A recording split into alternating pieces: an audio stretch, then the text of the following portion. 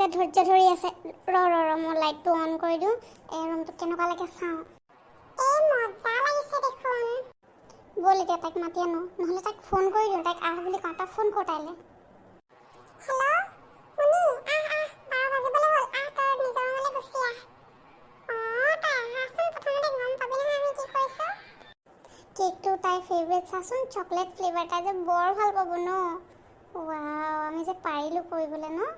প্ৰথমবাৰ এনেকৈ কাৰোবাক ছাৰপ্ৰাইজ দিম, গম পাইছ।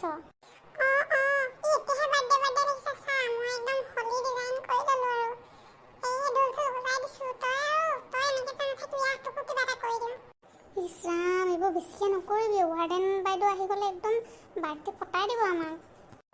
সোমাব পাৰোঁনে ৰুমত? আৰু 1 মিনিট আছে, তাৰপিছত সোমাবি। চাউণ্ডবোৰ শুনিছ নাই? ৰৈ আছোঁ মই আহি গ'লোঁ দে।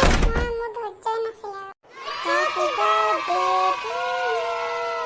Happy birthday dear Mooni. May God bless you. May God bless you. Happy birthday to you Mooni. Thank you. তহঁতি মোৰ কাৰণে ইমান কৰিছ আৰু ইজনী ঢোল চোল বজাই পাগল হৈ গৈছে একদম। Thank you. ব'ল জলদি কেক কাটো, 12 বাজিবলৈ হ'ল। কেকটো কাট আৰু 3-4 ছেকেণ্ড আছে আৰু জলদি কাট, আমি খাওঁ। মই ইমোচনেল হৈ গৈছোঁ। মাহঁতলৈ ইমান মনত পৰিছে। তহঁতি যে মোক একদম হেপ্পী কৰি দিলি। Thank you. তহঁতি মোৰ একদম আচল বান্ধৱী। Thank you. হ'ব তই ইমোচনেল হ'ব নালাগে। আমি তিনিজনী ইয়াত নিজৰ বাই ভনীৰ নিচিনাকৈ আছোঁ। আৰু তোৰ যিহেতু ঘৰ বহুত দূৰত, আমাৰো ঘৰ দূৰত, আৰু মোৰতো ওচৰত তহঁততকৈ। হ'লেও মই যাব নোৱাৰোঁ, মোৰ চিটুৱেশ্যনবোৰৰ কথাটো নকওঁৱেই আৰু। হ'লেও চা, আমি ইয়াত ঘৰৰ নিচিনাকৈ আছোঁ। সেইকাৰণে তোৰ বাৰ্থডে বুলি আমি এইকণ কৰিলোঁ। আমি ইজনে সিজনীৰ কাৰণে সদায় কৰি আহিছোঁ, আৰু যিমান দিন থাকিম সদায় কৰি যাম। এতিয়া ইমোচনেল হৈ থাকিবলৈ কোনো দৰকাৰ নাই। সোনকালে হ'বগৈ লাগে। আৰু কালিলৈ আমাৰ প্লেনিংটো আছিলে নহয়। একদম কাইলৈ আমি কৰিব লাগিব কিন্তু দেই। বুদ্ধি এটা উলিয়াই দি আছে, তই ভাবিবি আকৌ। কাইলৈ মালটো কাইলৈ ড্ৰিংকছ কৰিম আৰু মালটো খাম বুলি ক'ব লৈছিলোঁ। একদম ল'ৰাবোৰৰ নিচিনাকৈ আকৌ একদম স্ৱেগত। কাইলৈ তেন্তে ড্ৰিংকছ কৰিম, বাৰলৈ যাম। জুলি, তই যাবি নাই আকৌ? তই আকৌ একেবাৰে বৰ বেছি কৰ নহয়। তইও যাব লাগিব দেই, নহ'লে নহ'ব কিন্তু, বেয়া পাম। যাম দে, হ'ব তহঁতৰ লগতে। নহ'লে আৰু জীৱনত এইবোৰ কেতিয়ানো এক্সপিৰিয়েঞ্চ কৰিম ন। বুঢ়ী হ'লেতো নিজৰ নাতি নাতিনীক ক'ব লাগিব। জহনী মৰতি, তেজ খাতি, তই নিজৰ নাতিৰ কথা ক'বলৈ আহ, হা? তই নিজৰ বিয়াখন পাতি ল প্ৰথমতে, তাৰপিছত কবি বিয়া পতাৰ আগত তোৰ বয়ফ্ৰেণ্ড এটা বিচাৰি ল। তই নাতি পুতি কথা ভাবিলে হ'ব। ব'ল আমি শুই থাকোঁ।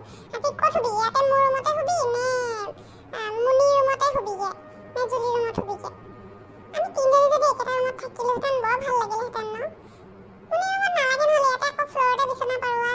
মুনিৰ ৰুমটোত আকৌ কেকে চেকে আছে নহয়, এইবিলাক বস্তু আকৌ ৰুমটো সজাই থৈছোঁ। লাইটটো এতিয়া এৰুৱাবলৈ মন যোৱা নাই আৰু। ইয়াতে শুওঁ গোটেইজনী নহ'লে। যা তহঁতে নিজৰ গাৰু ব্লেংকেট এইবোৰ লৈ আগে যা। লৈ আহোঁগৈ ৰ বস্তুবোৰ।